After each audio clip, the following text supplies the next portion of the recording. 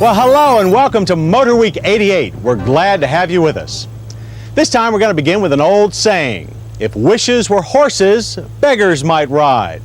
In our case, we would definitely wish for a prancing horse, the almost mystical symbol of Ferrari. Yes, we have dream cars too. And this Ferrari Testarossa is at the leader of our fantasies. With 12-cylinder power and an over $120,000 price tag, it's obvious that Testarossas are hardly commonplace transportation.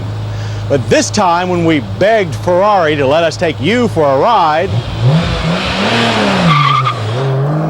all of our wishes came true.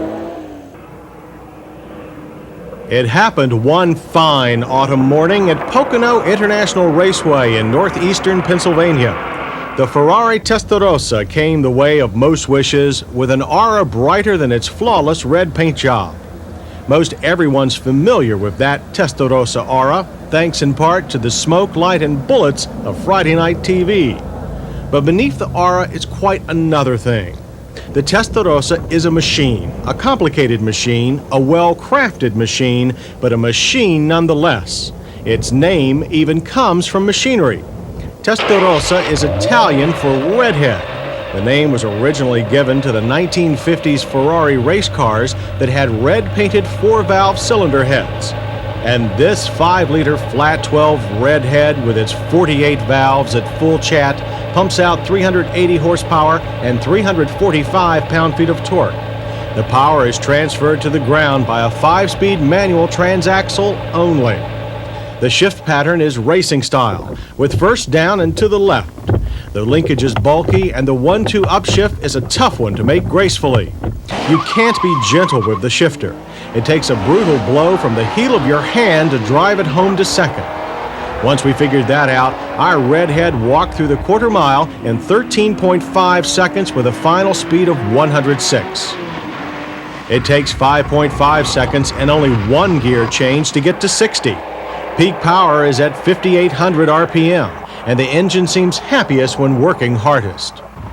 The flip side is an idle smooth enough for an American sedan, and good drivability at low speeds. The Testarossa feels like a big car as you step inside it, but it shrinks as you drive, and more so when the going gets twisty. Testarossa steering is a touch heavier than a Corvette's, which means light by exotic car standards, ditto the clutch. And on the Pocono road course, the Testarossa surprised us again. Despite very high cornering power and high-strung breeding, the benchmark Ferrari isn't out to embarrass TV test drivers. Tight turns are met with gentle plow at the front end. The rear end will swing out, though, if you blunder on or off the throttle at the wrong time. Entering a fast, high bank turn, the Testarossa gives you the feeling its rear end would like to creep around, but it doesn't. And at high speed in a straight line, the car just feels glued. Ferrari claims a top speed of 177. We had room enough for only 145. Still, fast enough to give the brakes a good workout. And in stops from legal speeds, distances averaged 117 feet. The pedal has a firm, inspiring feel, but we're sorry to say the Ferrari doesn't have state-of-the-art anti-lock brakes. If the Ferrari is foremost a machine, its second strength is providing a good place to operate that machine. Room is good and the surroundings pleasant, if a bit bland. A clock, oil temperature, and fuel gauge are located in the central pod. The main gauges are in front of the driver. They're plenty big with brilliant orange-on-black faces. Seats are comfortable and upholstered in leather. Adjustments are all mechanical, and some can be awkward to use. Outward visibility is very good compared to most mid-engined exotics, which have very little. The pedals are offset slightly to the right, but the steering wheel is within comfortable reach and adjusts for rake. The radio is cleverly hidden from thieves behind this panel, but it's a stretch for the driver to operate. Heater and air conditioning controls are cryptic but effective. The same goes for vent controls. Their LCD readouts are neat but hard to read in sunlight. But again, compared to other exotics, the Testarossa's interior is a Ferrari original and not made up of convenient off-the-shelf switches and parts. And even though this is a rear-engine car, there's room for carrying things, as long as they're little things. As for luggage room, there is some, and to be fair, it's more than we expected. If it matters to anyone, the Testarossa is EPA rated at 10 city, 15 highway. And the price? $121,700. That is, if you can wait for an order from the factory. If you can't, you can buy a slightly used one for $140,000 to $150,000. That says something about the law of Ferrari supply and demand.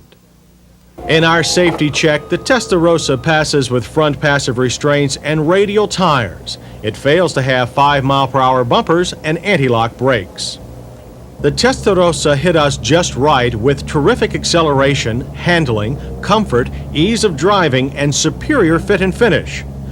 On the miss side, we didn't like the Testarossa's bulky shifter or mechanical seat adjustments, and we really think a car in this league should have anti-lock brakes. For comparison, there's only one car that comes close, the Lamborghini Countach. It sells for a similar price, but it lacks the Ferrari's refinement, finish, comfort, and resale potential. At the end of our test with the Ferrari Testarossa, we've smashed all the icons. The Testarossa isn't hard to drive. It isn't hard to live with. It isn't for gods or for TV stars in silk Italian suits from the land of pink flamingos. This Ferrari is the first exotic car for mere car-loving mortals, providing they have the cash. And that makes the Testarossa all the more worth wishing for.